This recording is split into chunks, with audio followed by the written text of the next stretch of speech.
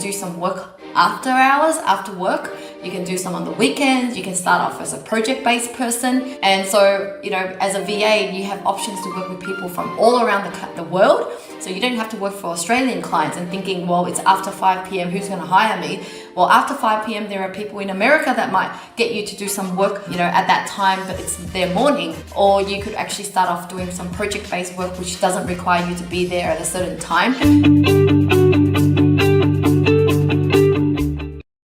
Hi guys, it's Snippet here and welcome back to my channel where I help you to achieve time freedom so you have more time for self, family, business and life.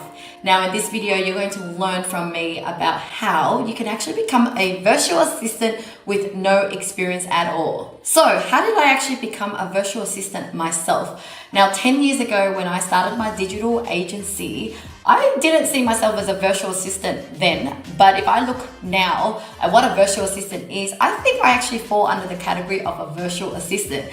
So what happened was my first business was an e-commerce business, and I learned how to, get my marketing work done and outsource to people from overseas and get things like website done, SEO, etc.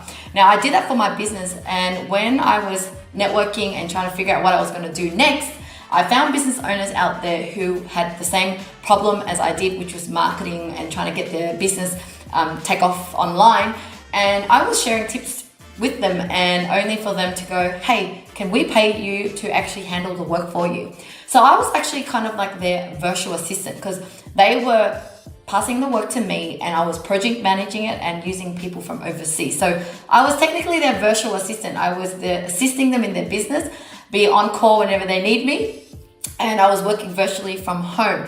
So I kind of did that 10 years ago, and although I built the business with different outsourcing staff and they were the one doing the work, I would still call myself a virtual assistant because the business was I guess reliant on me and I was their assistant. So what I mean by a virtual assistant is as what you can just understand from my story is that I was virtual, I worked from home, and I was assisting someone in their business. Now, the type of work that I was assisting in was in marketing, whether it's website development. I wasn't really actually doing the website work, but I was assisting to get it done. And VAs used to be kind of a term that you consider like a secretary or an admin person. But a virtual assistant really just means they're assisting something in your business. And for me, it's marketing, but for other businesses, it could be bookkeeping, accounting, or just any other thing. So VAs has come a long way. It's not just admin work. The term VAs is really anything that you can help a company with from your expertise, and you can do it in the comfort of your own home. Talking about the comfort of your own home, this is the main benefit of being a virtual assistant. So for me, I was able to work from home, travel, I could go anywhere and work from my laptop. I didn't really have to meet the client. I could serve clients from around Australia and even America, overseas, because the work can be done virtually. So that means your capacity is bigger. You can actually cater to more clients. You can find clients from anywhere, and you can also work from anywhere. And even when I was giving birth and through my contraction, I could still be on my phone, liaising with my team and just, assigning work and checking on work. So that's just how flexible it is as a VA, and especially when you have kids. If you're a mum and you have kids, then being a VA is very, very beneficial. So overall, how did I actually become a VA? I actually didn't have experience. I just learned things as I was growing my first business, e-commerce business. So I had no idea about e-commerce, I had no idea about online marketing, but I was just learning on the go. And this is a case for a lot of our VAs who work at Outsourcing Angel, which is a business that I run. We run a VA company helping businesses to hire virtual assistants from the Philippines. A lot of them didn't have the skill set on the get-go. They had no experience at all. But what they did was deciding that they want to work from home to be there with their family. Once they made that decision, they looked at how they can learn. That means they went on YouTube and learned about social media, or they learned how to write copy. And of course, there are courses that are really cheap on Udemy and other places that you can do for $19, $20. It doesn't cost a lot to actually learn nowadays. There's so much free content. And so after they learned that, they then applied for work and did really easy, cheap work first. And as they built that skill, then they became the master of VAs now. Like when I say that is my VA is just so good at everything. They can design, edit, and do so much more than I did. Because for me, I think my VA skill was actually just project managing, but I didn't actually have any technical skills. But the example is that I learnt, to understand digital marketing, so I could project manage, but I didn't know it from the beginning. It was just, learning on the job or studying courses and things like that. And VAs who I've worked with have all came through the same way. So my assistant, Wendy, she came to me as a content writer because that's what I needed her to do. But then the longer she worked with me, the more she took on board under her roles, and now she's becoming like an accounts person, a recruitment manager. She's done so many roles. And so did she have the experience as an accounts person or a recruitment manager from the beginning? No, it was all learning from the beginning. So if you're thinking about being a VA, my tip is that don't be afraid that you don't know anything. You just take the first step. That first step is committing. What is your why? Why do you want to be a VA? List down as much pros and why you want to do it, because you need to refer to that when things get hard. Because as a VA, it's like you're owning your own business as well. You're self-employed, looking for clients. You don't have a stability of a full-time job that you just go to. You are looking for your own client, and you need to deliver good work as well. So to enjoy the benefit of flexibility and working from anywhere, well, you need to actually deliver the goods. So clients will only continue to work with you or refer you if you actually can do the work. Now you're probably wondering, what kind of VA service am I going to provide? My first tip is have a look at what you're good at, but also look at what you're passionate about. So the tip around this is this. For example, you might be in an accounting company and you've always been an accountant, but being an accountant just bores you and it's so dry and you just never loved it. But what you do love is you always love to be an event planner, and you're always helping your friends' events, and you pay so much attention to detail, and you're really good at it. Now, you may not have the experience as an event planner professionally, or you feel like you've learned it yet. It doesn't mean that you can't become one. So I'm going to share with you tips on how to find your first client.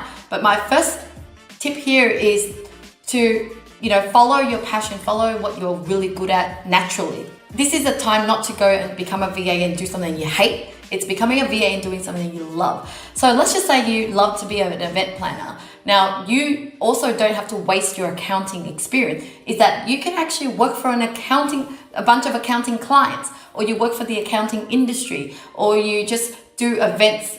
Basically you merge between your expertise or industry experience with what you're passionate about to find that sweet spot where you're going to be able to add so much value. Because if I was a client and I had to hire an event planner, I would hire an event planner that has experience in accounting, let's just say, versus an event planner that doesn't have that experience. So don't ever feel like it's a waste that you've already had these years of experience in this particular industry and now you're pivoting into something new. It's actually not bad. It's actually good, because you're clearer with your niche, you're clearer with your experience and expertise that the ideal client will pick you for that. Now, if you still feel like you have skill gap, I would say you could do courses, but then you could also practice. This is where you even get your first client. So you can start off doing some free work. So if you've got some ideal client that you know of, who has money to pay and is your ideal, what you do is you validate your idea and you say, hey, I would love to be able to help you, for a trial period. I can do this and that, and I just wanted to test it out. And if you like it, give me a testimonial, and it's a chance for you to really build that confidence as a VA. Because when you're a VA, it's not that you can't do the work, you just feel like, what if I'm not good enough? What if the client doesn't think that I'm worth what they're paying for? So to get rid of that and to not worry about that, why don't you do it for free or do it for a very discounted rate at the beginning, just to make yourself feel confident. Also, it helps you to go through the whole process and see what you like or you don't like and how you nut out your service. And you also know how to price it when you really do need to price it to go out into the market. Now, the next thing you're probably wondering is, but how do I even work as a VA if I have a full-time job? Where do I find the time? Well, you make time.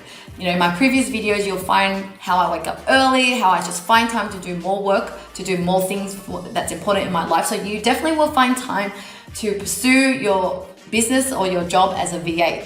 Because if you care about it enough and you commit to it, like I say, if there's a will, there's a way.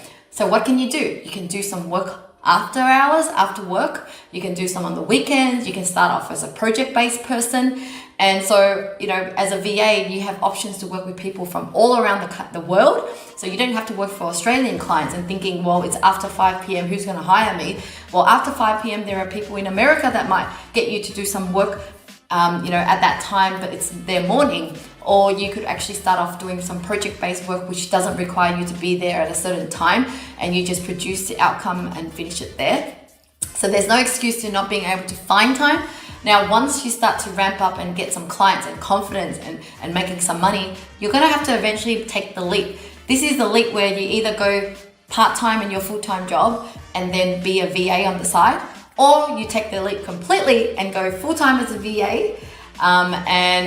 Just go all in, because imagine having all that time to focus on your VA business. You're going to be able to, focus on it, rather than if you've just got one leg on this side, one leg there, you're dabbling. You might never make this side work because you're reliant on the stability and the income here, and you're not really pushing yourself there. So for me, I jumped off my corporate job and went straight into owning my own business. It was hard, it was very scary, but I did it because I was always that kind of person. I'm like in or out.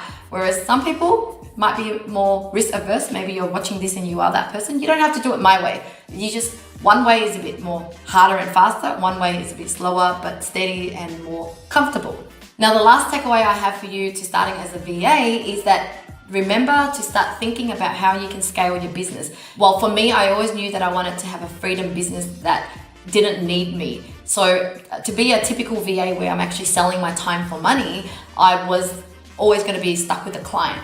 So if you want to just work with clients all the time, sure, you can do that for a while, but have to think about how you can grow your VA business. It means that how do you systemize and teach someone else to do what you do, and you just oversee them. And that means when you need to go on holidays, you can go, and the clients are not here for you, they're here for your service. They're here to get the output, whether it's done by you or someone else, it's up to you, as long as the output is there. So my challenge for you, if you're thinking about being a VA, is that start off being a VA so you know how to deliver the service, but then think about how do you scale and get someone else to do what you do.